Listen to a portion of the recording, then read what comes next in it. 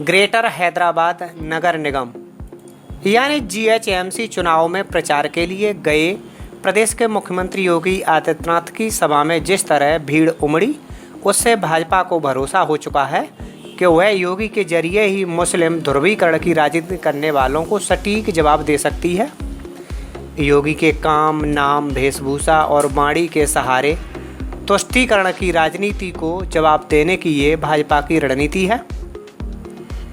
अन्य राज्यों की तरह हैदराबाद में भी योगी के स्वागत ने फिर बता दिया कि उनकी सभा उम्मीदवारों के लिए वोट मांगना भर नहीं है, बल्कि भाजपा की हिंदुत्व राष्ट्रवाद के सहारे दक्षिण में पैर मजबूत करने की रणनीति का हिस्सा भी है। लोकसभा चुनाव में तेलंगाना में 4 सीटों और उपचुनाव में विधानसभा की तेलंगाना राष्ट्रीय समिति यानी कि टीआरएस की सीट पर कमल खिलने से उत्साहित भाजपा ने जीएचएमसी चुनाव के जरिए दक्षिण के राज्यों में 2023 के विधानसभा चुनाव के लिए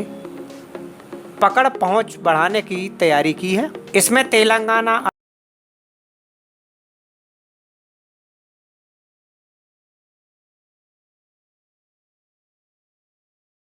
तरह जवाब देते हैं, उससे भी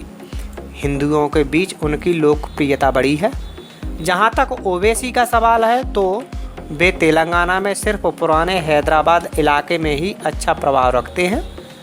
शेष में अब हिंदू स्वाभिमान सम्मान का सवाल लोगों के बीच गंभीर चर्चा बनने लगा है। इसकी झलक इन नगर निगम चुनाव के प्रचार में दिख भी रही है। हैदराबाद में आपके पूर्वजों ने 1946 से 1948 में निजाम शाही के खिलाफ जो अभियान चलाया था, उस अभियान को देश के एकता और अखंडता के प्रतीक सरदार वल्लभ भाई पटेल जी के नेतृत्व में आपके पूर्वजों को जो सफलता प्राप्त हुई थी, उसी का परिणाम है कि निजाम और उनके जो सरपरस्त थे, उनके द्वारा इस हैदराबाद को पाकिस्तान में शामिल करने या अलग अस्तित्व बना करके इस देश के नागरिकों को